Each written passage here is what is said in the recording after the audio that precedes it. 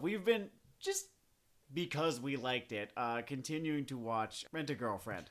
We have continued to watch Rent-A-Girlfriend, in which I will always have to double back on myself, make sure I didn't say rental girlfriend, because evidently I have some kind of wrong title speech disorder. Just keeps happening.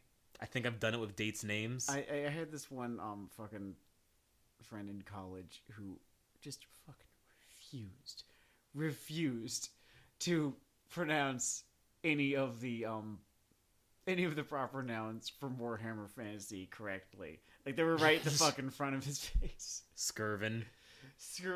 The Emperor. Ulfric. Well, Ulfric is just way too much Skyrim. Yeah, I think he's just playing too much Skyrim at that point in time.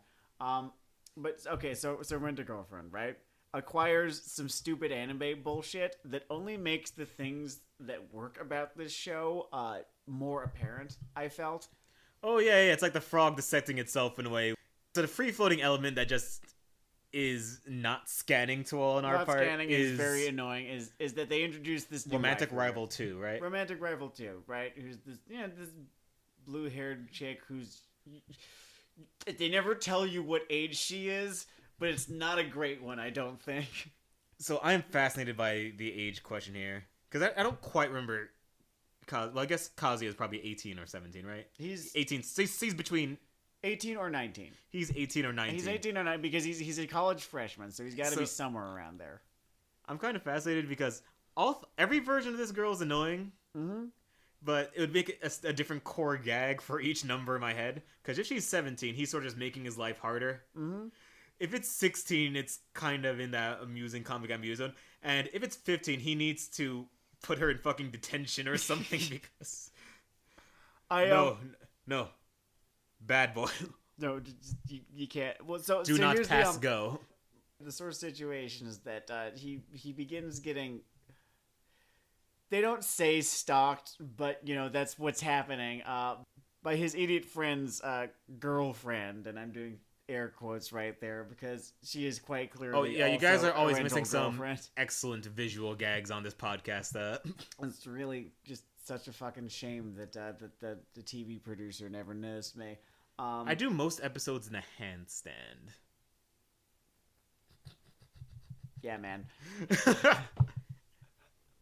But yeah, he's getting stalked by his friend's air quotes girlfriend, who was another rental girlfriend because. And then she threatens to blow the whistle. World of X. She threatens to blow the whistle on his little fucking operation, unless she is allowed to be his actual girlfriend, and it's tiresome to watch this sort of unfold in front of you because I've seen this sort of shit a million times before, and it does not endear the character to me at all, and I don't know how it was supposed to. She feels extremely familiar in a show that trades off on how fresh some of this stuff seems, or at least audacious. Well, what's interesting about this show, what is good about this show, right, is that its pathos does track. It does feel real a whole lot of the time.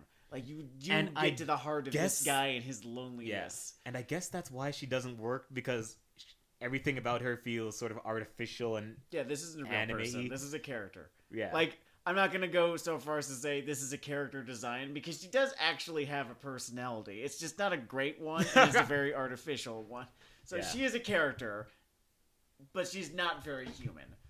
And T-800-esque. And her presence here, right? Because, oh man, does she make her fucking presence known? It's like she's actively trying to... She's not just invading this kid's life, she's invading this show. You are being stalked by this character. You're being stalked by this character. And every time they can get away from the character, it's this honestly really interesting and sometimes kind of sad, almost melancholy kind of feeling that you get as, like these two characters, these two main characters sort of, are only really able to tell one another the truth, or are really only able to be truthful with one another because they can't be truthful with the rest of the world because, A, the very rom-com-y circumstances, and B, just because sometimes it's like that. As you can see, Sam was a strong member of Team Hana, and yes, he will forgive God eventually, but not until he has faced him. Hana from Prison School, if any of you are wondering. Yeah, there's something very compelling about that. Welcome to Weeaboo Hell, we're a Prison School fan cast. Stay until I fucking die. There's something I find very compelling about that model of relationship, or just that kind of relationship arc, is just like two characters grow closer through how much they understand one another. Even if they are two different people, they are very kindred spirits, and they can be honest with one another and do not need to bullshit one another. And honestly, cannot bullshit one another in some circumstances. In both of these circumstances, both the circumstances in Rent-A-Girlfriend and that in Prison School. And, I guess there is something resonant to it. Maybe even one's personal preferences there. Could be. What I like is that when it's just the two of them, a whole lot of the time, it feels like they have escaped from anime world, if only for a few moments. Anime world is like the secondary antagonist of Rental Girlfriend. Honest to fucking God, it feels like he's trapped there half the time. He seems to be in such constant fucking high blood pressure ass pain. I feel like she is the boat operator, like fucking Sharon, between our world and anime world. And he's trying to collect the fare to escape. Or maybe I've been playing too much Hades. That's also very possible. You could have been playing a little bit too much Hades, yeah. Which I guess I should play. It is a good time. It's on multiple things. You'll find a version of Hades somewhere, I'm sure. It is on the platform. Yeah, interesting family relationship writing in Hades, but that's neither here nor there. I like the interesting family writing the interesting family relationship writing. There we go. In Rent-A-Girlfriend, specifically his relationship with his grandmother. You're just trying to not disgrace yourself in front of someone who's going to be dead in 5 years. I feel like a little bit of a tourist watching this relationship play out, because I think I mentioned a couple episodes ago, I never really knew my granddad too amazingly well. You had a great story about him biting it. Yes. Well, he was so close to that for the entire time that I knew him. He was just very fragile. I don't know. I feel like I spent a grand total of maybe 30 some hours in his presence in my entire life, right? When age and a certain lifestyle intersect, it's almost like a version of watching Evil fucking Evil. Like, yeah. Just how many late night whiskeys can he jump on this motorcycle? Also, he is drinking on this motorcycle. He is drinking on this motorcycle. He has drank before he got on this motorcycle, and once he is off this motorcycle, he is going to have a drink. So that's the thing. I never really had a relationship with a grandparent. Don't even want to fucking talk about my grandmother. That's a whole other can of worms right there. So that's why I'm saying that I feel kind of like a tourist here, is because I didn't have a family patriarch or matriarch, so to speak. So this kid trying not to disappoint the family matriarch is interesting, and it's not entirely foreign to me, because I understand, at the very least. I'm not familiar with it, but I understand it. I've got a little more inside baseball on this one, because my grandmother's and mother died under the impression that I am a married Baptist. Right. Okay, elucidate. Well, it's very simple. It's not a long story. It's a long story, but it's a short story in a way. Because I am Dennard Dayle, notable single reprobate atheist. And essentially, rom-com-esque circumstances conspired for a certain stretch of time. Was it rom-com? I feel like that's not the correct Psychological word. Horror circumstances conspired for a certain stretch of time. I don't know. I've got a pretty bitter sense of humor. I think I would write my own fucking story as a comedy. Alternatively, this might be one of those fucking one bad day Joker cackling, Batman strangling me in the corner moments. Definitely like a black romantic comedy where you can't even really apply the label romantic to it. It's great. She fell in love with a magician. It's fucking hilarious. I think that's too strong a word. She just wanted to sleep with the magician. She did just want to sleep with a magician, which... The magician by was the way, Damien Eccles. It taught me something really important. Something can be too weird for you to be, like, instantly mad the normal way. Yeah, no, that's the thing. I've never actually had something that fucking stupid be inflicted upon me. Anyway, so this is going on.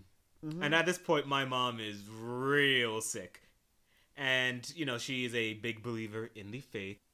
I think almost all Jamaican or Jamaican-American humans of a certain age bracket are. I think there's a switch that might even flip. I'm worried that when I turn 50, my eyes will roll back in my head and I'll see the light of God and I'll come back and say, we must delete all episodes of this heathen podcast. The point, and I almost do have one, is that due to her beliefs on, you know, me not going to hell and me not dying alone, I kinda sorta kept the information door swung towards the idea that... Sorry, I just don't get to church that often, you know? I just don't get to church that often, and, oh, you know me and Miriam, as I just sort of fucking put bullets in Eminem's gun. Oh shit, I used their fucking name too. I could have cut that one out. Nope. Anyway, the point, I do have one, is that I understand that you want them to leave the world in a certain tone, and do you really need them to leave worrying about reality? Like, what is real? Or true? Honestly, yeah, like, well, if, you know, reality is, you know, what is created by us, then, you know, who is to say that you cannot create another person's reality? You know, and, like, who's to say that it's not real?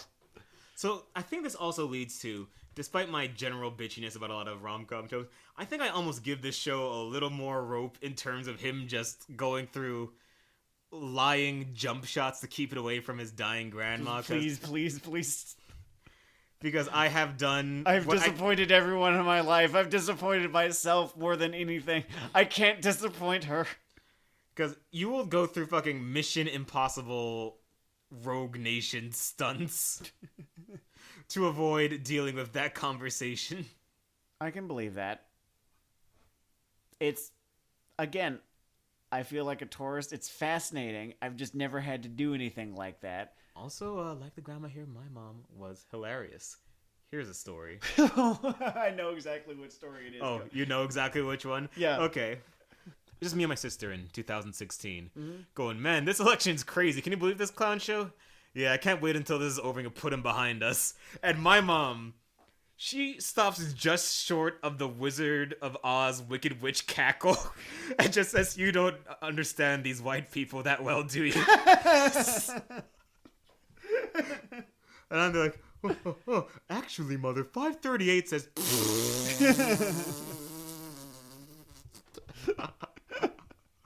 And so I sort of chuckle every time something happens politically. There were errors. Errors I just remember I was wearing... Okay, so at a thrift shop at one point, it was in the fucking West Village.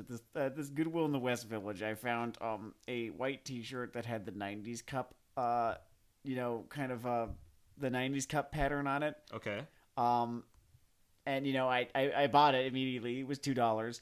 And I was wearing it at one point while we were visiting. We were visiting your mom. What I had not noticed when I bought it was that it was actually branded. There's this stupid fucking Facebook meme page called Fuck Jerry. Yeah. That basically steals content, rebrands it. They've just started. It's like a new gen albino black sheep e-bombs world. That sort of thing. Yeah. They are without souls. Like, I think someone published like some sort of expose on this meme page and the people who work for it, and they are fucking content zombies. Fucking Cylons. Yeah. So the logo, Fuck Jerry, which is just, you know, it's in Comic Sans. They don't really have a logo. It's sort of printed across one of the left, I think like the left sleeve of this t-shirt, right?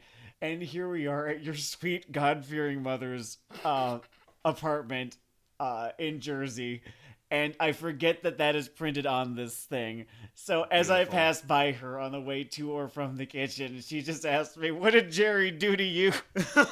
And I have to fucking leave the room. It was It was a fucking achievement.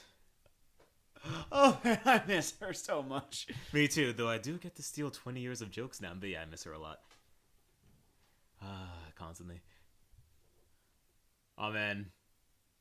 I can only fucking speculate what her take on the moment would be. Other than probably maybe 3 called shots.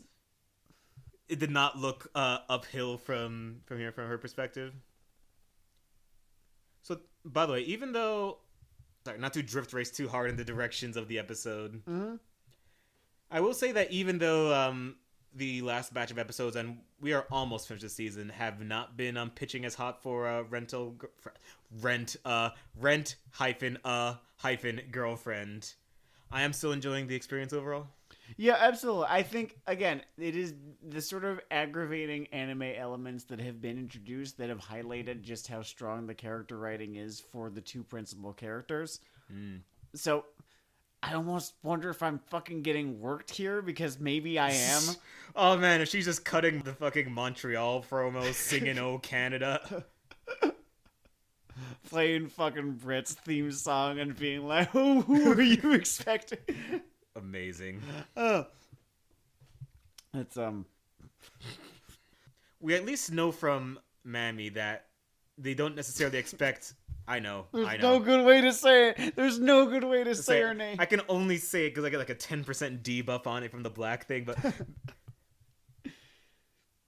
I know from Mammy that. Sorry, I know from Aunt Jemima. She's Aunt Jemima on this podcast now. I know from Aunt Jemima that the author is at least not committed to the idea that every waifu must be, for lack of a better term, face.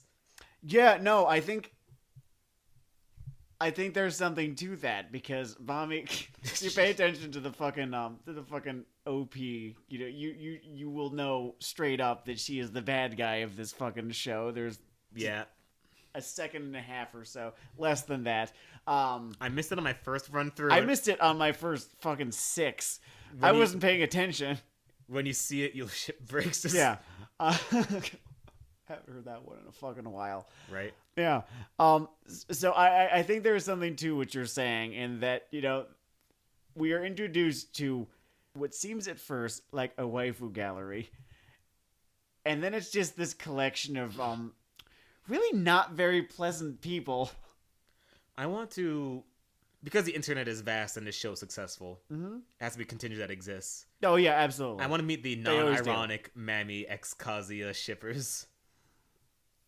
I mean, Zutarans still exist. Incredible.